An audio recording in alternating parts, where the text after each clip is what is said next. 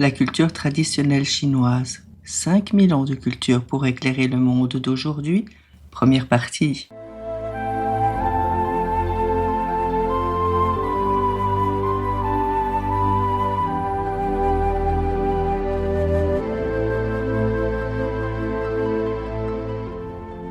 La culture traditionnelle chinoise a une longue histoire. De plus, elle est profondément vaste. Elle constitue ainsi une source inépuisable de vie. Je voudrais ici me concentrer sur un concept important de la culture traditionnelle chinoise, la crainte et le respect du divin. Depuis que Pangu a créé le monde, suivi de l'époque des 3 Augustes et des 5 empereurs jusqu'à nos jours, les ancêtres de la nation chinoise ont tous cru et honoré les dieux. La croyance est que les personnes qui croient en Dieu et le respectent croient toutes que l'homme a été créé par Dieu, que les cieux et la terre ainsi que toutes choses ont été créées par Dieu. Les corps célestes de l'univers ont également été créés par Dieu. La naissance, le vieillissement, la maladie et la mort des êtres humains, ainsi que la formation, la stabilité, la dégénérescence et la destruction de l'univers sont toutes conformes à la volonté de Dieu.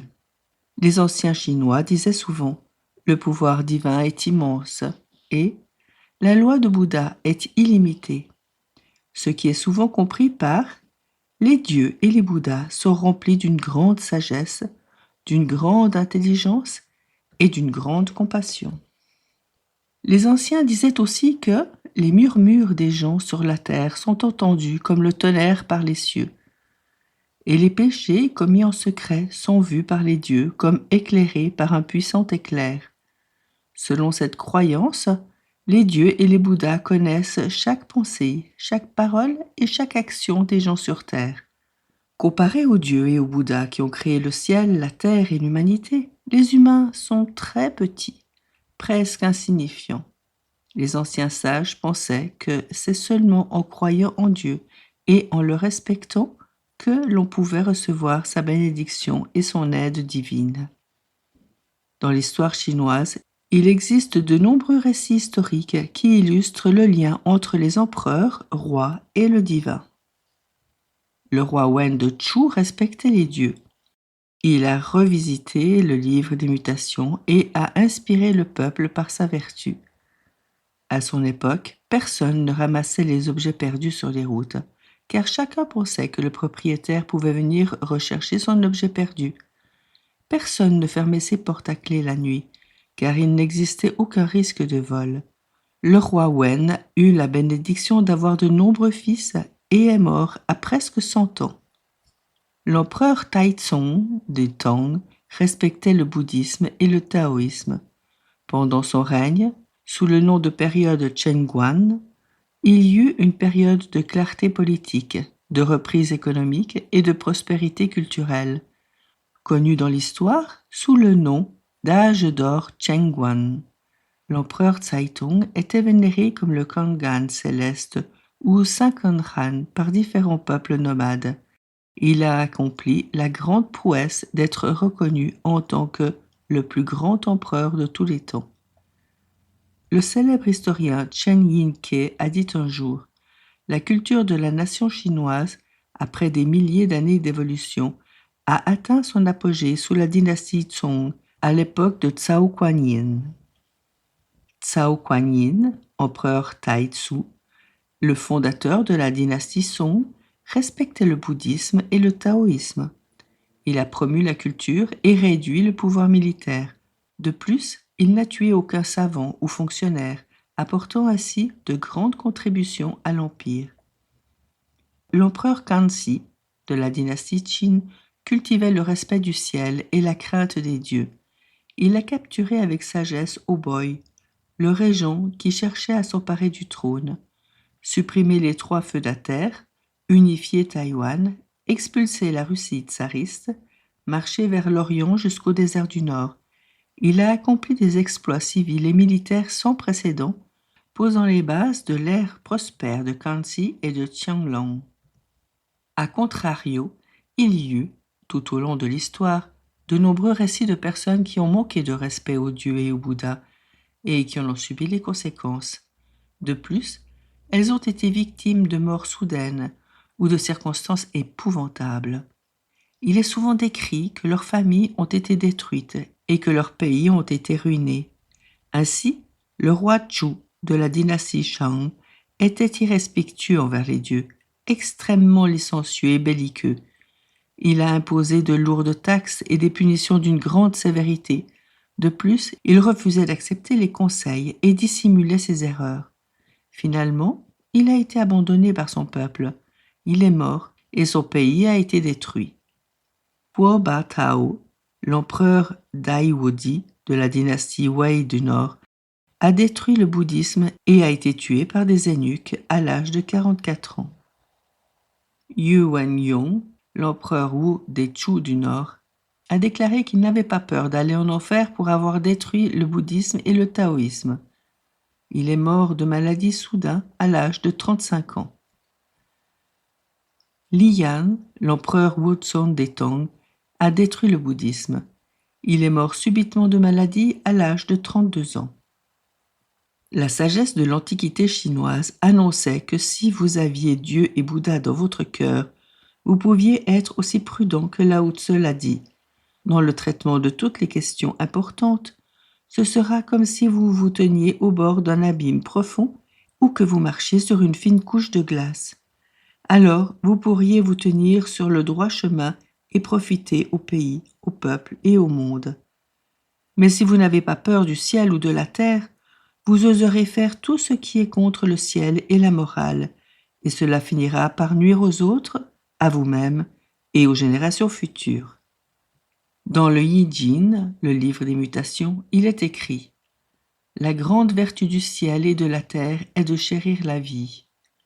Le classique des rites explique que la voie du ciel et de la terre est large, profonde, élevée, lumineuse, longue et durable.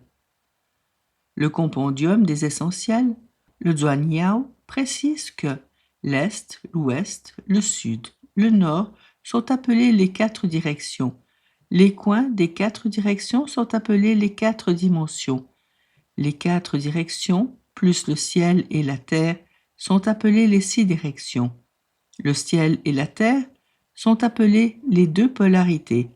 En prenant les 2 polarités et l'humain, on parle de 3 talents. Les 4 directions, le supérieur et l'inférieur, sont appelés les espaces. Le passé et le présent sont appelés les temps. Le ciel et la terre sont également appelés l'univers. C'est la source de l'énergie primordiale du ciel et de la terre. Si nous résumons les vues des anciens sur le ciel et la terre, le ciel est Tian et la terre est Kun. Tout le ciel et la terre naissent du Yuan-Shi. La voie du ciel et de la terre est large, bienveillante, noble, concise, lointaine et durable. Toutes choses dans le ciel et sur la terre ont la grâce de nourrir les êtres humains. Sans soleil, sans air et sans eau, il est difficile pour les gens de survivre dans ce monde. Par conséquent, les gens devraient éprouver du plus profond de leur cœur de l'admiration et de la gratitude envers le ciel, la terre et toutes choses. Il existe également une relation de cause à effet entre l'homme et la nature, dans laquelle le bien est récompensé par le bien et le mal est puni par le mal. Si les gens respectent le ciel et la terre et traitent bien la nature, ils seront bénis par le ciel et la terre et recevront l'amour et les dons de la nature. Dans le cas contraire, ils seront sévèrement punis par des catastrophes naturelles ou d'origine humaine. Par voie de conséquence, le confucianisme chinois prône l'harmonie entre l'homme et la nature. Le taoïsme prône le respect des lois de la nature, l'adaptation à la nature et la vie en harmonie avec elle, afin d'atteindre l'état de « le ciel et la terre coexistent avec moi, et toutes choses ne font qu'un avec moi ». Wang Yanmin, un grand érudit confucéen de la dynastie Ming, croyait que les gens ne devaient pas seulement ressentir de la compassion pour la mort des êtres vivants, comme les oiseaux et les animaux, la destruction des plantes et des arbres, mais ils devaient également ressentir de la compassion pour la destruction de choses dites inertes, comme des tuiles et des pierres. Ainsi, pour cet érudit, avec un tel cœur qui traite tout avec gentillesse, tout viendra à vous, vous sourira, vous aidera à prendre soin de vous. Le concept de « l'homme peut vaincre le ciel » est considéré comme une hérésie. L'homme ne pourra jamais vaincre le ciel, car combattre contre le ciel et la terre est également considéré comme une hérésie dans la culture traditionnelle chinoise. Selon ce concept, les gens devraient toujours rester humbles devant le ciel et la terre. Le Tao de Ting, ou Dao de Jin, le livre de la voie et de la vertu écrit par Lao Tse, le célèbre philosophe chinois des temps anciens, met en avant deux concepts. L'un est le Tao et l'autre est le De. Qu'est-ce que le Tao? Le Tao est la loi objective de l'apparition, du développement, du changement et de la destruction de toute chose dans l'univers. Qu'est-ce que le De? Le De est la vertu. C'est le principe d'être une personne qui agit en accord avec les lois objectives de l'univers. Les enseignements de Confucius, le fondateur du confucianisme, visent à enseigner aux gens comment être des êtres humains privilégiant un comportement moral, ce qui peut se résumer en 5 mots: bienveillance, droiture, convenance, sagesse et fiabilité. Mencius a dit: celui qui n'a pas de compassion n'est pas un être humain. Celui qui n'a pas le sens de la honte et du dégoût n'est pas un être humain. Celui qui n'a pas le sens de la courtoisie et de l'humilité n'est pas un être humain. Celui qui n'a pas le sens de la justice, etc. Ce qui signifie que, si l'on n'a pas de compassion pour la souffrance, on n'est pas un être humain. Sans honte pour le mal, on n'est pas un être humain. Si l'on ne sait pas distinguer le bien du mal, on n'est pas un être humain. Selon la culture traditionnelle chinoise, ces 4 cœurs sont les valeurs morales que l'on doit posséder en tant qu'être humain. Le résultat est que, si les paroles et les actes d'une personne sont conformes aux normes morales, elle est une bonne personne et sera bénie. Elle connaîtra une série de beaux états de vie tels que la richesse, la sagesse, la santé et le bonheur. Elle sera reconnue et louée. Si une personne s'écarte des normes morales, elle sera considérée comme une mauvaise personne et sera souvent appelée une personne sans moralité. Par voie de conséquence, si vous manquez de moralité et portez atteinte à la vertu, vos bénédictions seront réduites et vous serez condamné et puni. Tian Mu, un maître d'études chinoises, a déclaré: nous devons savoir que la connaissance et la vertu sont en fait une seule et même chose. L'acquisition des connaissances doit être basée sur la culture de la vertu, et elle est également limitée par la culture et la vertu. Si nous négligeons la vertu, il sera difficile d'approfondir notre connaissance. Selon ces principes, la moralité d'une personne vient toujours en premier. Sans vertu, il est impossible d'avoir un véritable talent et une véritable connaissance. Ce n'est que si une personne améliore constamment sa cultivation morale qu'elle ne s'égarera pas, quelle que soit la complexité de l'environnement, et elle continuera à progresser dans ses connaissances. Tant que vous n'avez pas le mal dans votre cœur, vous pouvez survivre parmi les tigres et les loups. Là où il y a une grande vertu, il y aura toujours un grand talent.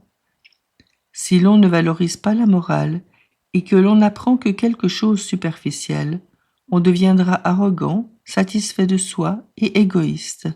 À la fin, on risque de développer l'arrogance, la suffisance, l'égoïsme et de le regretter toute sa vie.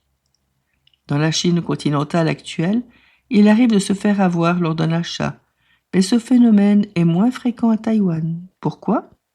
Taïwan utilise toujours l'ancienne balance, composée de 7 étoiles de la Grande Ourse, des 6 étoiles de la constellation du Sud du Sagittaire et des 3 étoiles de la fortune, de la richesse et de la longévité, formant une balance de 16 étoiles. Pourquoi les dernières étoiles sont-elles l'étoile de la fortune, l'étoile de la richesse et l'étoile de la longévité? Ceci est un avertissement aux personnes faisant des affaires sur l'obligation qu'il y a de respecter la moralité et se conformer strictement aux règles. Autrement, s'il vous manque ne serait-ce qu'une once, vous n'aurez aucune fortune. S'il vous manque 2 onces, vous perdrez votre richesse. S'il vous manque 3 onces, vous raccourcissez votre vie. Si la fortune, la richesse et la longévité disparaissent, à quoi bon vivre?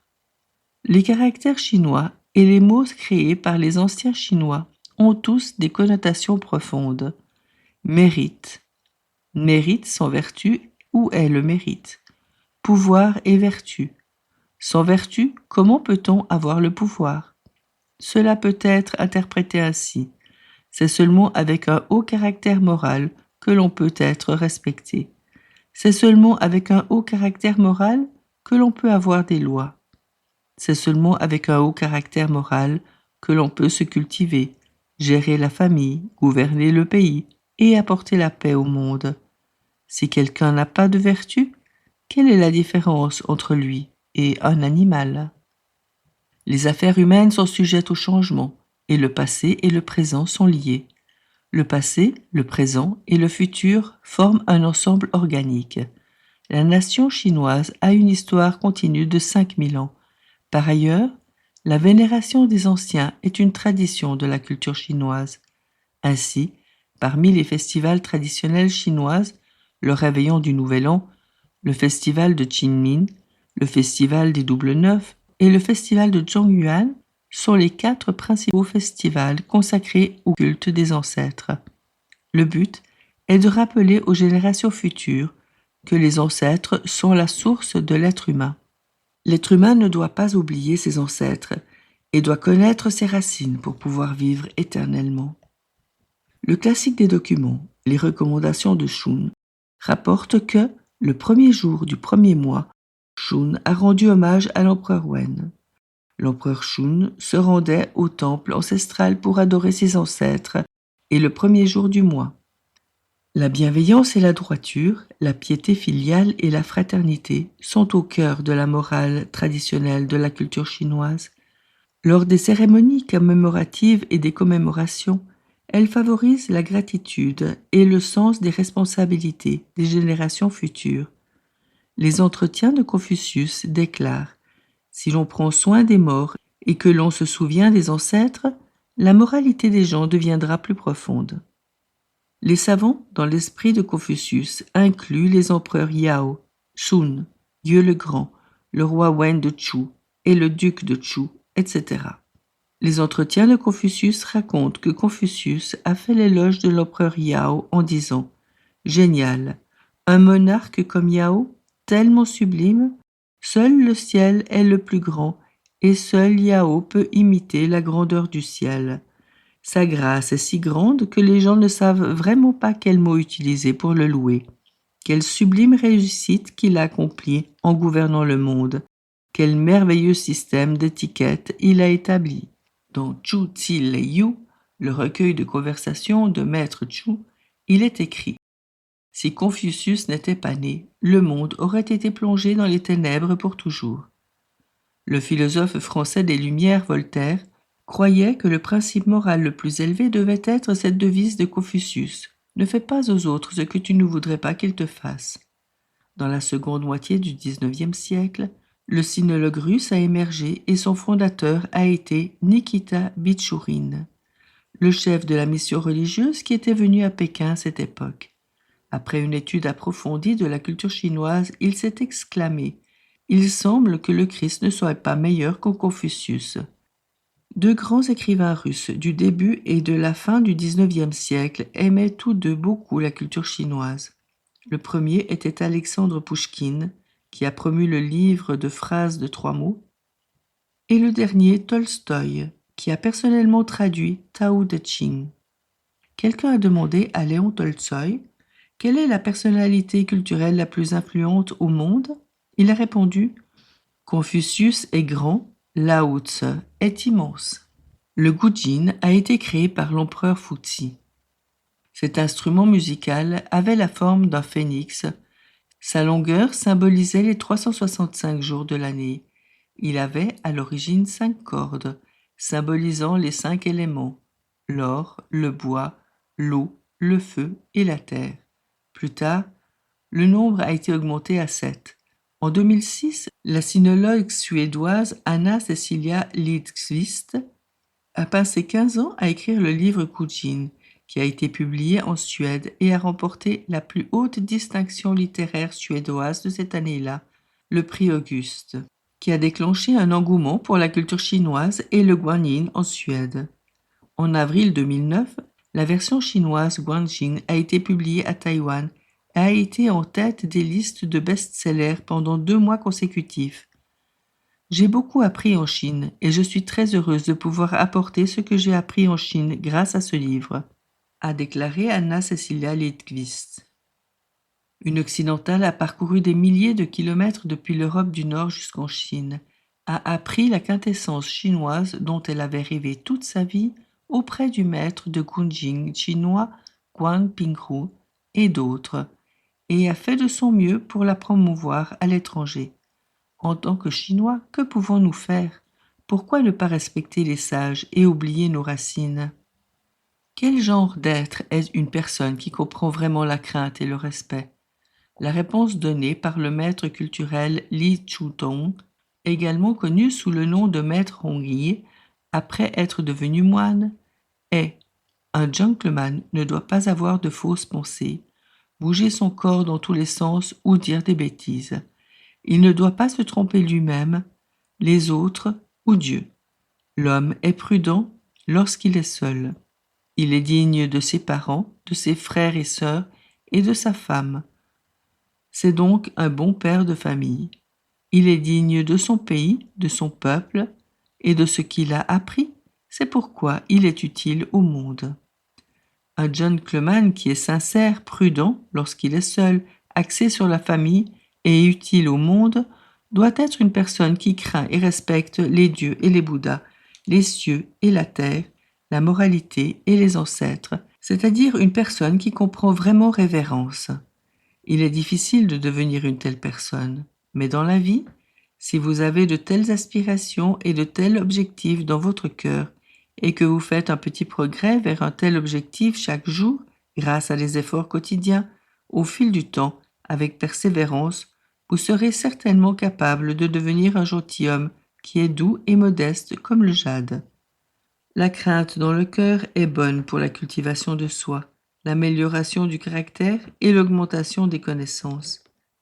Il est bon pour la famille d'avoir un père aimant et un fils filial, un frère amical et un frère cadet respectueux, un couple harmonieux.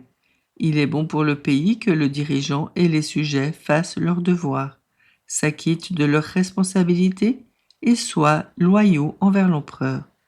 Cela est conforme à la volonté du ciel et à la volonté du peuple, et le pays sera prospère. Il est avantageux pour l'empereur ou le roi d'avoir un cœur juste, un corps droit, des gens droits et intègres, une cour juste et un monde juste.